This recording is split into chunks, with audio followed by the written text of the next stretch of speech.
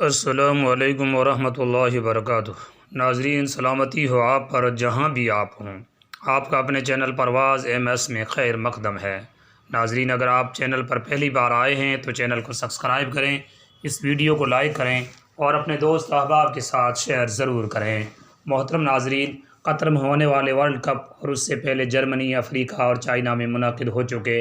Fit بال world cup تقاریب کے درمیان تقابل اور فرق کو جاننا اور سمجھنا چاہتے ہیں تو پاکستان کے معروف صحافی اور یا مقبول جان کا مضمون جرمنی سے قطر، غلاظت سے طہارت تک، اپنے میزبان عبدالجبار جمیل قاسمی سے سماعت فرمائیے۔ محترم ناظرین، یہ جرمنی کا شہر کولون تھا جہاں 2006 کے فٹ بال ورلڈ کپ کی رونقیں برپا تھی۔ اس ورلڈ کپ کے کھلاڑیوں اور تماشائیوں کے حسن ذوق اور تشکیل تیز کے لیے دنیا بھر سے ہر رنگ، عمر، نسل اور جسمانی تناسب والی خواتین لائی گئی۔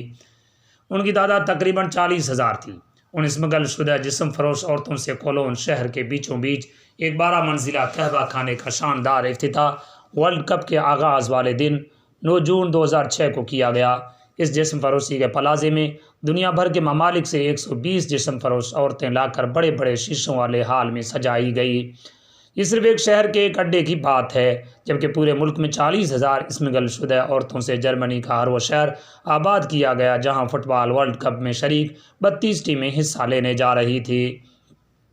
پاسچا نے اپنے اس قہوہ خانے پر ان تمام ٹیموں کے ممالک کے پرچم بھی لگا رکھے تھے اور اس کے ساتھ ساتھ دیگر عورتوں کے ہمراہ ایک حجاب والی خاتون کا بھی پوسٹر چسپاں تھا۔ اس کے خلاف ایک دن 30 کے قریب مسلمان نوجوان جو چاقوؤں اور ڈنڈوں سے مسلح تھے احتجاج کرتے ہوئے آئے، جن سے خوف زدہ ہو کر قہوہ خانے کی انتظامیہ نے سعودی عرب اور ایران کے جھنڈوں کو سیاہ کر دیا، کیونکہ ان پر کلمہ طیبہ اور اللہ کا نام لکھا ہوا تھا، اور ساتھ ہی حجاب والی عورت کا پوسٹر بھی اتار دیا۔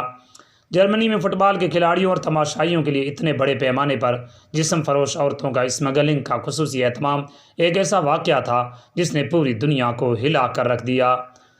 مہذب کہلانے والی مغربی دنیا جو انسانی اسمگلنگ پر دیگر کمزور ممالک کا معاشی مقاطع تک کرتی ہے،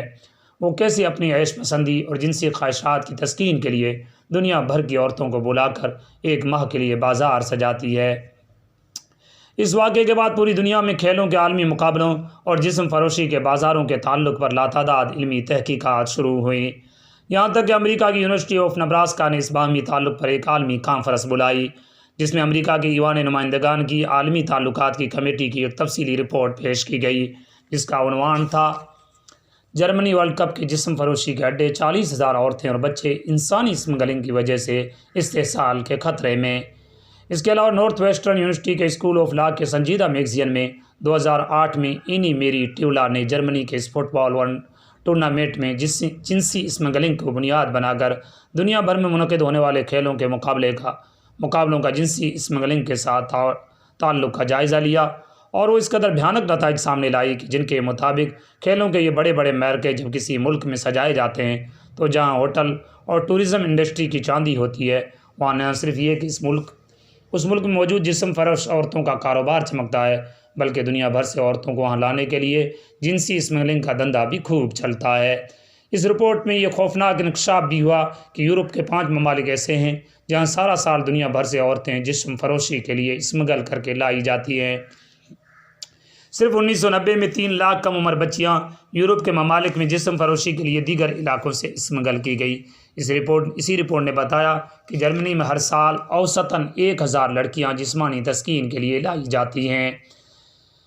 جرمنی میں جسم فروشی کے کاروبار سے سالانہ 19 ارب ڈالر کی آمدنی ہوتی ہے۔ جرمنی کے اس ورلڈ کپ میں ان 40,000 عورتوں کی آمد کی خبر نے دنیا کو چونکا دیا تھا، لیکن اس کے باوجود 2008 میں چین میں اولمپک اور 2010 میں جنوبی افریقہ میں ورلڈ کپ ہوا، مگر ان دونوں مقابلوں میں ویسے ہی بازار سجے، جسم فروشی ہوئی، لیکن اب اس کا ڈھنگ اور طور طریقہ ایسا کیا گیا کہ یہ میڈیا میں رپورٹ نہ ہو سکے۔ یہ الگ بات ہے کہ دنیا بھر کے تحقیقی مقالہ نگاروں نے 2006 سے اب تک کے کھیلوں کے ہر بڑے ٹورنامنٹ میں اس غلاظت کے بارے میں باقاعدہ اعداد و شمار پیش کیے۔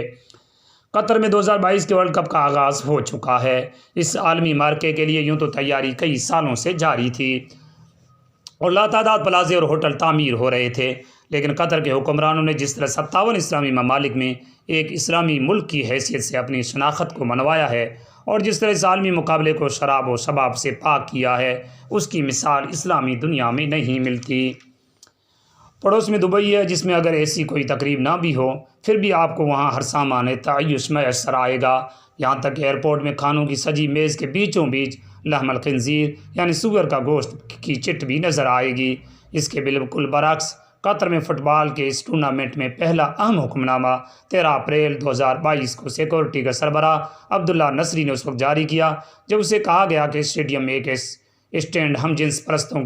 LGBT کے لیے بھی مخصوص کیا جائے اور وہاں ان کا پرچم لہرایا جائے۔ النصری نے انکار کر دیا، جس پر انگلینڈ کی مشہور ٹیم 3 لائنز نے بائیکاٹ کا اعلان کیا، جس پر قطر کی حکومت نے جواب دیا کہ آپ نے اگر ہم جنس پرستی کا پرچار کرنا ہے تو اس معاشرے میں جا کر کریں جہاں یہ قابل قبول ہے، آپ قطر میں ایسا کر کے پورے معاشرے کی توہین نہیں کر سکتے۔ اگر کسی نے اسٹیڈیم ہم جنس پرستی کا جھنڈا لانے کی کوشش کی تو ہم اس سے جھنڈا چھین لیں گے، کیونکہ ہمیں ڈر ہے کہ دیکھنے والے غصے میں اس پر حملہ نہ کر دیں۔ ٹورنامنٹ کا آغاز تک قطر کی حکومت اور فیفا منتظمین کے درمیان بحث چلتی رہی کہ ورلڈ کپ کے دوران شراب کی خرید و فروخت ہو سکتی ہے، لیکن کل قطر کی حکومت نے عین آغاز سے ایک دن پہلے یہ فیصلہ کیا ہے کہ ٹورنامنٹ کے دوران جو مشروبات بھی بیچے جائیں گے ان میں الکوہل نہیں ہوگی۔ یہ خبر اس وقت نشر ہوئی جب ہزاروں شائقین اپنی پروازوں کے ذریعے قطر پہنچ چکے تھے۔ میکسیکو کے 7 نوجوان بیئر کے ڈبے پکڑ کر اسٹیڈیم میں داخل ہوئے جو اپنے ساتھ میکسیکو سے لائے تھے، تو انہیں اندر جانے سے روک دیا گیا۔ اس کے ساتھ ہزاروں بینز اور ٹینٹ جو بیئر بنانے والی مشہور کمپنی بڈوائزر نے لگائے تھے ختم کر دیے گئے، حالانکہ یہ کمپنی ٹورنامنٹ کے اسپانسروں میں شامل ہے اور ٹورنامنٹ کے لیے $7.5 کروڑ دیتی ہے۔ فیفا کے منتظمین نے قطر کی حکومت کے سامنے سر تسلیم کم کر لیا۔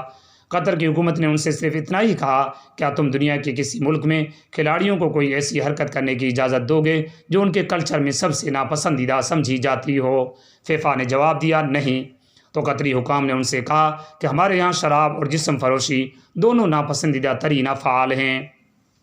ویڈیو اپنے اختتام کو پہنچا۔ اپنے میزبان عبدالجبار جمیل کو دیجیے اجازت۔ خدا حافظ، والسلام علیکم ورحمۃ اللہ وبرکاتہ۔